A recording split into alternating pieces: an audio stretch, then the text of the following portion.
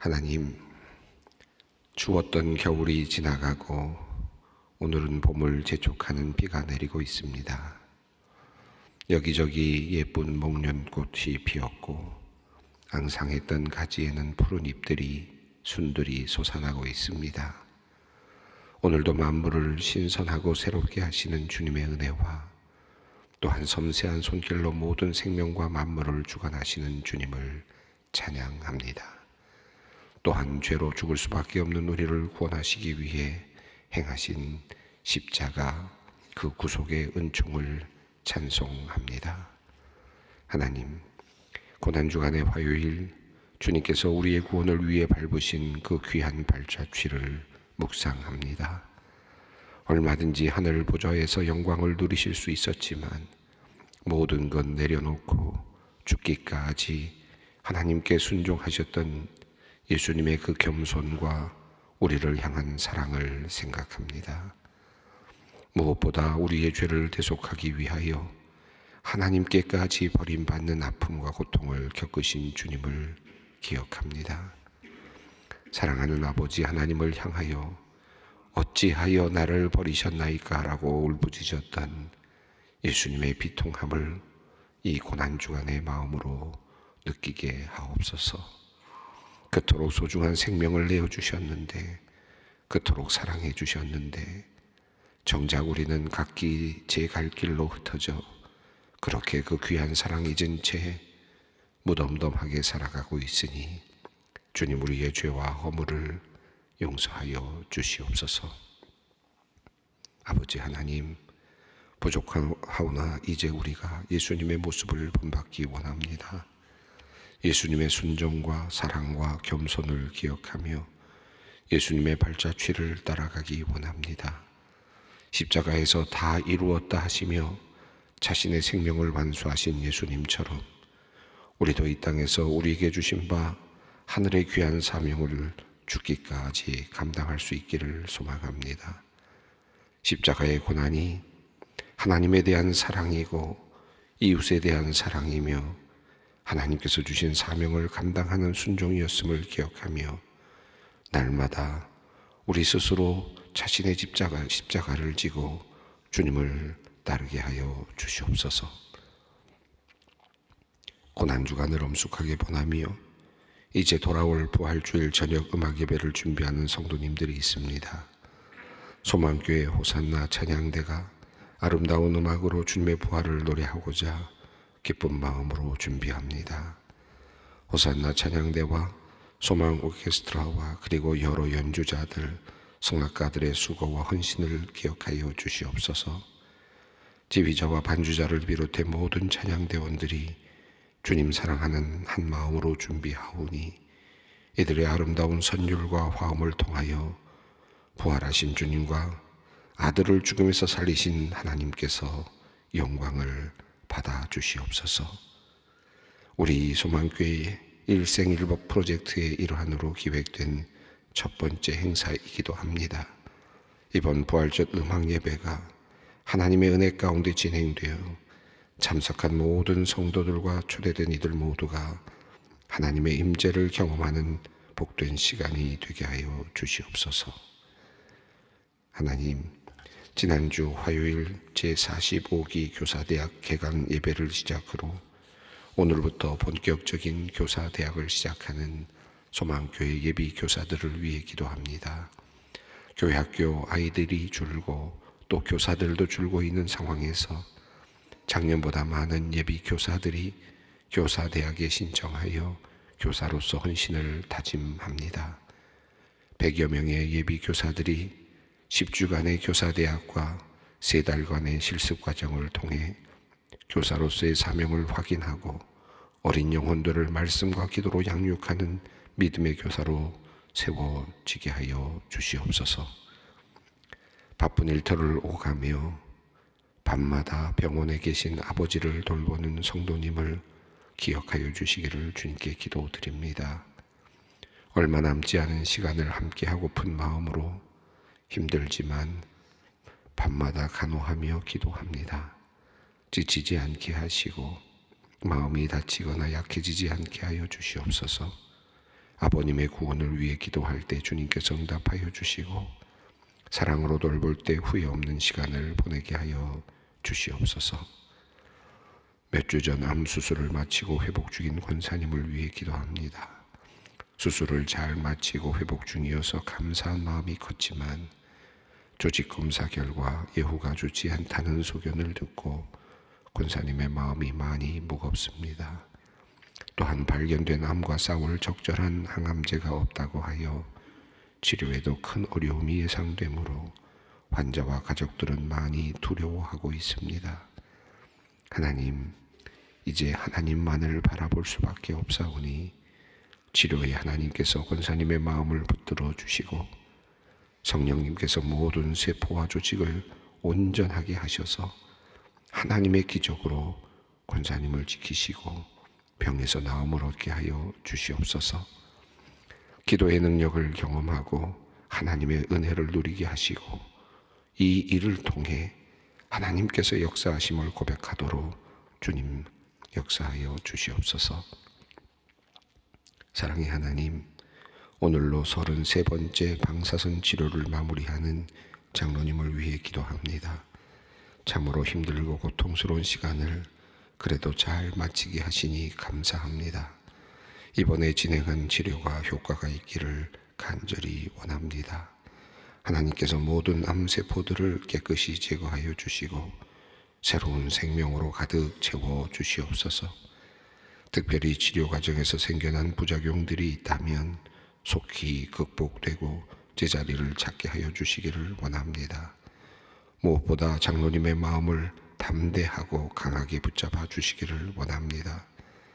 날마다 때마다 순간순간 달라지는 마음의 상태를 주님께서 주장하여 주셔서 늘 소망 가운데 믿음 가운데 어려운 시간 잘 견디게 하시고 늘 기쁨과 감사가 넘치도록 인도해 주시옵소서. 함께 기도하는 모든 당회원들과 성도들, 가족들의 기도를 들으시고 하나님의 응답을 분명하게 나타내 보여 주시옵소서. 이제 말씀 앞으로 나아갑니다. 오늘도 우리에게 찾아오시어 조용하고 세밀하게 말씀하시는 하나님의 음성 듣기 원합니다. 특별히 고난주간에 읽는 요한복음의 말씀을 통해 우리를 사랑하시는 하나님의 마음 알게 하시고 예수님의 고난의 의미를 깨닫게 하여 주시옵소서. 더 깊은 은혜의 자리로 우리를 이끌어 주시옵소서. 예수님의 이름으로 기도드립니다. 아멘. 오늘 우리에게 주시는 하나님의 말씀은 요한복음 12장 20절로 36절까지 말씀입니다. 요한복음 12장 20절로 36절까지 말씀, 특별히 이 말씀은 순환을, 예수님의 순환의 기간, 또 예수님께서 순환을 준비하시면서 행하셨던 그런 사건을 기록한 말씀입니다. 12장 20절부터 우리 함께 봉독하도록 하겠습니다. 명절에 예배하러 올라온 사람 중에 헬라인 몇이 있는데 그들이 갈릴리 베세다 사람 빌립에게 가서 청하여 이르되 선생이여 우리가 예수를 뵙고자 하나이다 하니 빌립이 안드레에게 가서 말하고 안드레와 빌립이 예수께 가서 여쭈니 예수께서 대답하여 이르시되 인자가 영광을 얻을 때가 왔도다. 내가 진실로 진실로 너희에게 이르노니 한 알의 밀이 땅에 떨어져 죽지 아니하면 한 알 그대로 있고 죽으면 많은 열매를 맺느니라. 자기의 생명을 사랑하는 자는 잃어버릴 것이요 이 세상에서 자기의 생명을 미워하는 자는 영생하도록 보존하리라. 사람이 나를 섬기려면 나를 따르라. 나 있는 곳에 나를 섬기는 자도 거기 있으리니 사람이 나를 섬기면 내 아버지께서 그를 귀히 여기시리라. 지금 내 마음이 괴로우니 무슨 말을 하리요? 아버지여 나를 구원하여 이 때를 면하게 하여 주옵소서. 그러나 내가 이를 위하여 이 때에 왔나이다. 아버지여 아버지의 이름을 영광스럽게 하옵소서 하시니 이에 하늘에서 소리가 나서 이르되 내가 이미 영광스럽게 하였고 또다시 영광스럽게 하리라 하시니 곁에 서서 들은 무리는 천둥이 울었다고도 하며 또 어떤 이들은 천사가 그들에게 말하였다고도 하니 예수께서 대답하여 이르시되 이 소리가 난 것은 나를 위한 것이 아니요 너희를 위한 것이니라. 이제 이 세상에 대한 심판이 이르렀으니 이 세상의 임금이 쫓겨나리라. 내가 땅에서도 들리면 모든 사람을 내게로 이끌겠노라 하시니, 이렇게 말씀하심은 자기가 어떠한 죽음으로 죽을 것을 보이심이로라. 이에 무리가 대답하되 우리는 율법에서 그리스도가 영원히 계신다 함을 들었거늘 너는 어찌하여 인자가 들려야 하리라 하느냐. 이 인자는 누구냐? 예수께서 이르시되 아직 잠시 동안 빛이 너희 중에 있으니 빛이 있을 동안에 다녀 어두움에 붙잡히지 않게 하라. 어둠에 다니는 자는 그 가는 곳을 알지 못하느니라. 너희에게 아직 빛이 있을 동안에 빛을 믿으라. 그리하면 빛의 아들이 되리라. 예수께서 이 말씀을 하시고 그들을 떠나서 숨으시느니라. 우리가 고난주간 두 번째 화요일을 우리가 맞이하고 있습니다. 우리 이번 고난주간은 요한복음을 지금 따라가면서 순환의 길을 우리가 함께 살펴보고 있습니다. 예수님께서 이제 예루살렘에 이미 입성하신 후에 이를 요한복음은 다루고 있는데, 마지막 때 예수님께서 어떤 모습을 보이고 계시는지, 또 어떻게 각오를 다지셨는지, 또 예수님의 그 죽음은 어떤 의미가 있는지를 오늘 본문이 또 우리에게 알려주고 있습니다. 오늘의 본문은 조금은 의아한 그런 시작으로 되어 있습니다. 12장 20절은 명절에, 이 명절은 이제 유월절 명절을 의미하죠.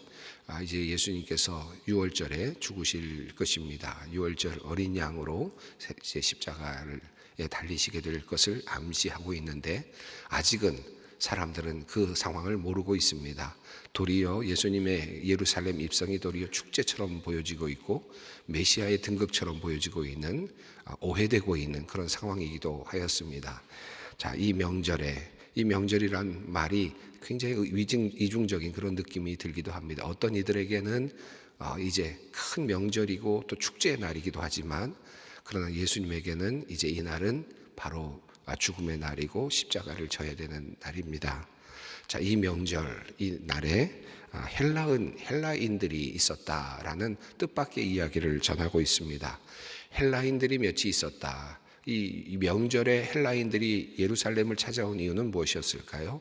그것은 이제 예배하기 위함이었겠죠. 그러니까 이 헬라인들은 유대계 헬라인이었을 가능성이 높겠고, 또 헬라인이라고 하더라도 하나님을 믿는 신실한 믿음을 가지고 있거나 적어도 그 신앙을 갖고 싶어하는 그런 신앙인들이라고 할 수 있을 것 같습니다.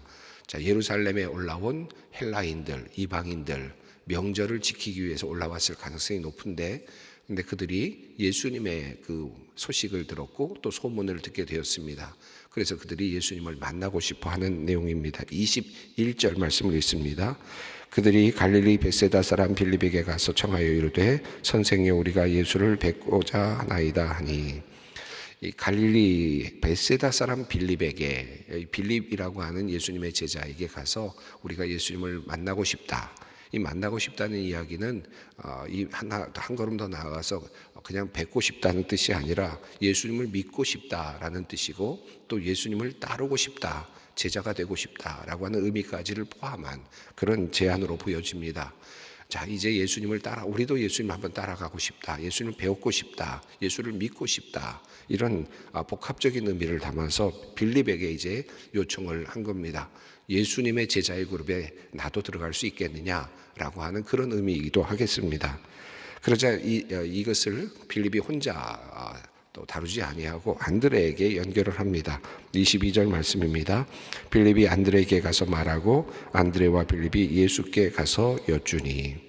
21절, 22절 또 20절까지를 포함해 보면 여기는 이 헬라 또 이방 이란 의미가 굉장히 강하게 드러나는 그런 단어들이 여러 나오는 것을 볼 수 있습니다. 우선 20절에서 헬라인 몇이 있었다라는 말이 나오고, 갈릴리 벳세다 사람이라는 말이 나오는데, 갈릴리는 예루살렘, 또 이스라엘의 입장에서 보면 외곽 지역일 뿐만 아니라 이방인들이 많이 살고 있었던 그런 곳이기도 했습니다. 그래서 마태복음 4장 15절에 이방의 갈릴리여 라고 하는 그런 표현이 나오거든요.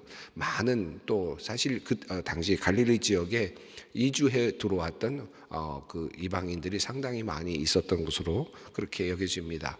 그리고 빌립이라는 말도, 안드레라는 말도 예수님의 제자이긴 하지만 다른 제자들 경우에는 히브리 언어로 이름이 있고 헬라어로 이름이 있는데, 이 빌립이라고 한 말 이름과 안드레라는 이름은 헬라 이름만 있는 그런 특별한 제자의 이름들입니다. 그러니까 이분들이 헬라와 굉장히 밀접한 연관이 있다라고 할 수 있겠고, 그들에게 지금 부탁을 했다고 할 수 있겠습니다. 자, 이런 상황 속에서 예수님께서 이제 그 이야기를 들으시고 23절 말씀을 하십니다. 함께 읽습니다. 예수께서 대답하여 이르시되 인자가 영광을 얻을 때가 왔도다. 인자가 영광을 얻을 때가 드디어 왔다라고 하는 말씀을 하시면서 시작을 하시는데, 어떤 것을 보시고 예수님께서 인자가 영광을 얻을 때가 왔다라고 말씀을 하시느냐 하면, 명절에 헬라인이 찾아와서 우리도 제자가 될 수 있겠습니까? 예수님 뵙고 싶습니다 라고 하는 그런 때에 그 말을 들으시고는 예수님께서 이제 내가 영광을 얻을 때가 됐다라고 말씀하십니다.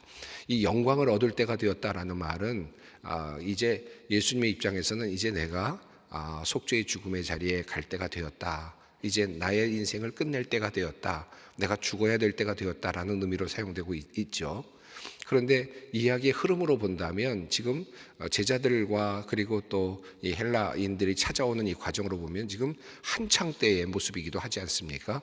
예루살렘으로 입성할 때 호산나라고 하는 외치는 사람들의 소리가 있고요, 메시아로 모시려고 하는 많은 사람들의 움직임이 있고, 그리고 사람들은 지금 모여들고 있고, 심지어는 이방에 있었던 헬라인들까지 예수님께 와서 당신을 따르고 싶습니다 라고 말하고 있는 이런 이야기 흐름을 본다면 예수님의 인기의 절정의 시간이었다고도 할 수 있겠고, 또 예수님에 대한 기대치가 최대로 올라가 있는 그런 시간이었다고도 할 수 있겠습니다. 예수를 통해서 뭔가가 일어날 수 있겠다, 이 세상의 혁명으로 본다면 세상의 혁명이 일어날 수도 있겠다, 뭔가 새로운 역사가 일어날 것 같다, 위대한 어떤 장군이 나타난 것 같다, 우리를 이끌 만한 어떤 특별한 메시아가 나타난 것 같다라고 하는 그런 지금 느낌을 주고 있는 분위기였습니다. 자, 그런데 그런 의미에서 본다면 인자가 영광을 얻을 때가 왔다라는 이 말씀을 그냥 표면적으로 우리가 보게 되면, 나를 따라오는 사람이 이제는 이스라엘 사람뿐만 아니라 유대인뿐만 아니라 외국에서도 몰려오니 이제 내가 영광을 받을 때가 됐다, 드디어 내가 이제 유명해지게 되었다, 이런 느낌으로 보여질 수도 있겠죠. 근데 예수님 말씀은 전혀 다른 의미죠. 우리는 이미 그 이야기를, 그 내용을, 그 뒤의 역사까지를 다 알고 있기 때문에, 십자가의 이야기까지 다 알고 있기 때문에 이 이야기가 자연스럽게 십자가를 지시는 것으로 이해되지만 20절, 21절, 22절의 흐름으로 본다면 이 말씀은 마치 이제 드디어 내 때가 됐다, 드디어 내가 스타가 될 때가 됐다, 드디어 내가 영광을 받을 때가 됐다는 것으로 오해할 수도 있는 그런 말씀이라고 할 수 있겠습니다.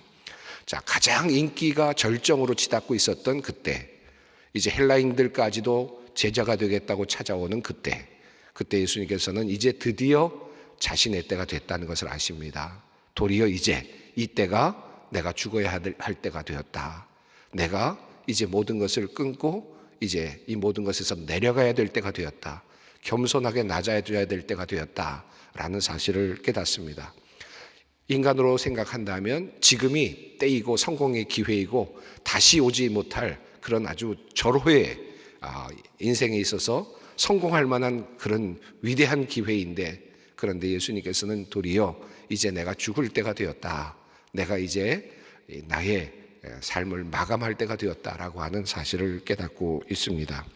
또 한 가지, 왜 예수님께서는 이때를 내가 이제 영광을 받을 때가 되었다, 이제 내가 죽을 때가 되었다 라고 생각을 하실까요? 그것은 이방인들까지 몰려오는 상황 속에서, 또 명절 아닙니까? 6월절 명절, 이 명절을 지키기 위해서 각지에서 사람들이 몰려왔습니다. 근데 이 자리에서 예수께서 십자가에 달려 돌아가시게 되는 것은 모든 사람들에게 십자가의 영광 그리고 부활의 모습을 보여줄 수 있는 최고의 시간이기도 했습니다.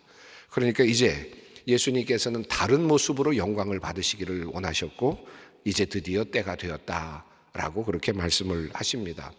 헬라인까지 제자가 되겠다고 찾아오는 이 시점에서 이제 예수님은 십자가를 생각하고 계시고, 십자가를 통해서, 그리고 십자가와 부활을 통해서 일어날 놀라운 역사가 바로 모든 세상의 사람들에게 전파될 그것을 꿈꾸고 계십니다.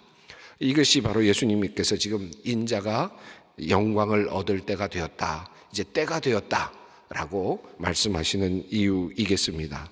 자, 그리고는 그를 따라오겠다고 말하고 있는 헬라인들을 향하여서 일 수도 있겠고, 또 그것을 전하고 있는 제자들일 수도 있겠습니다. 그들을 향하여서 예수를 따라온다는 것이 어떤 것인지에 대한 이야기를 이어가십니다. 24절 읽습니다. 내가 진실로 진실로 너희에게 이르노니 한 알의 밀이 땅에 떨어져 죽지 아니하면 한 알 그대로 있고 죽으면 많은 열매를 맺느니라. 25절입니다. 자기 생명을 사랑하는 자는 잃어버릴 것이요 이 세상에서 자기의 생명을 미워하는 자는 영생하도록 보존하리라.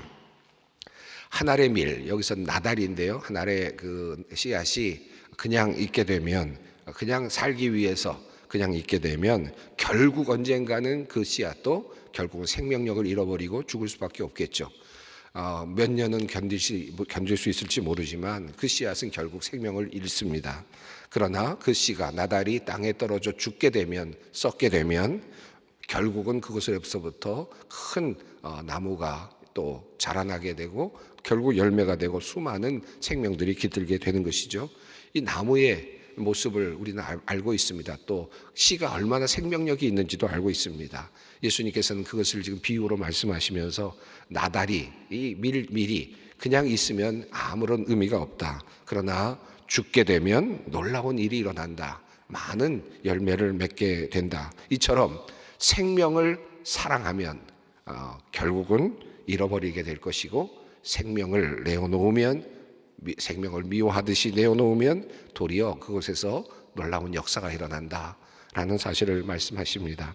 이 25절의 말씀을 우리 인간에게 이렇게 적용할 수도 있겠지만 나달 그 자체를 생각해 보아도 의미가 더 분명해질 수 있을 것 같습니다. 나달이 나는 나로 족해, 나달이 말하기를, 스스로 말하기를 나는 나로 족하다, 내 생명으로 족하다, 나는 썩지 않겠다라고 버티면 어떻게 되겠습니까? 나달은 나달 그대로 있겠죠. 그리고 결국은 생명은 사라집니다. 그에 있었던 생명력도 결국 사라지게 되겠지만, 그래서 생명을 사랑하는 자, 여기서 나달이 나는 그대로 있겠다라고 말하면 결국은 나달은 그대로 있는 것처럼 보이지만 결과적으로는 생명을 잃어버리는 결과를 초래할 것인데, 나달이 그것을 스스로가 땅에 묻히고 스스로 썩게 된다면 생명을 미워하게, 자기가 갖고 있는 이 생명을 썩임으로써 썩히게 된다면 거기서부터 생명이 움트게 된다라는 말씀을 이제 비유를 통해서 죽는 것이 얼마나 귀한 것인지, 그리고 썩는 것이 얼마나 귀한 것인지에 대한 하나님의 나라의 비밀을 보여주고 있습니다.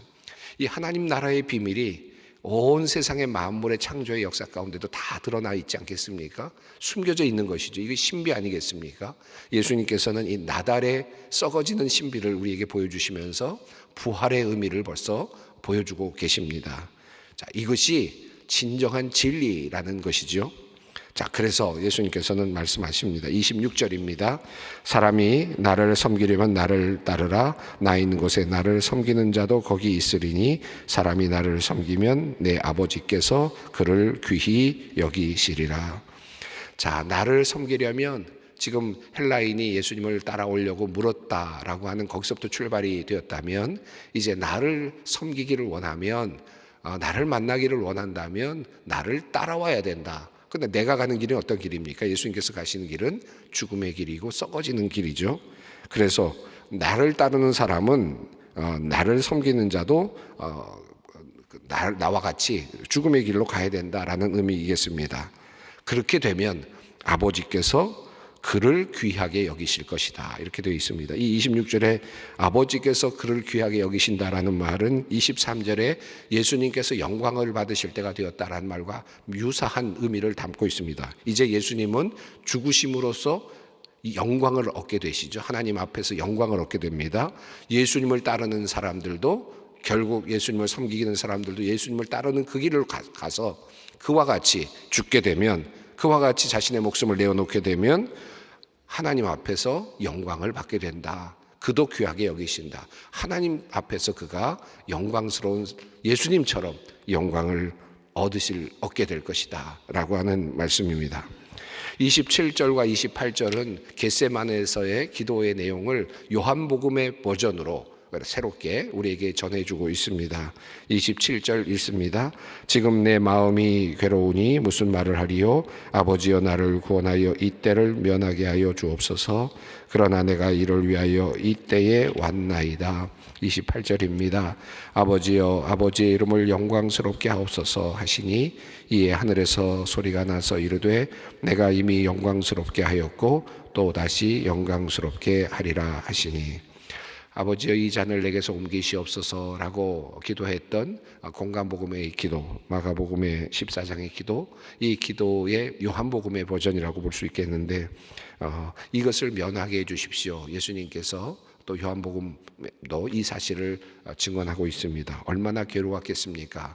그러나 예수님께서는 이 잔이 나에게서 떠나가기를 원하셨지만, 이 때를 면하게 해주기를 원하셨지만, 그러나 내가 이것 때문에 왔다라고 하는 이 의식을 잊지는 않으셨습니다.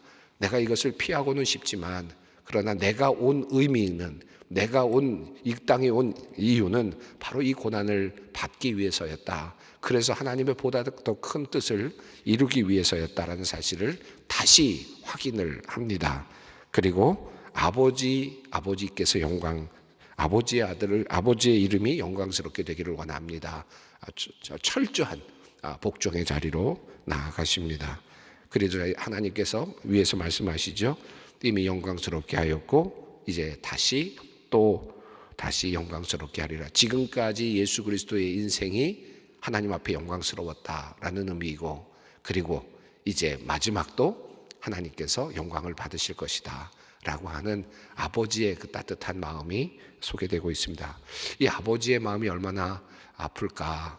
아들을 보내고 아들을 고난의 자리로 내어 모는 그 아버지의 마음이 얼마나 아플까. 그러나 이렇게 하심으로써 예수님의 이 복종을 통해서 실제로 하나님의 영광이 드러나고 하나님의 구속의 역사가 나타납니다.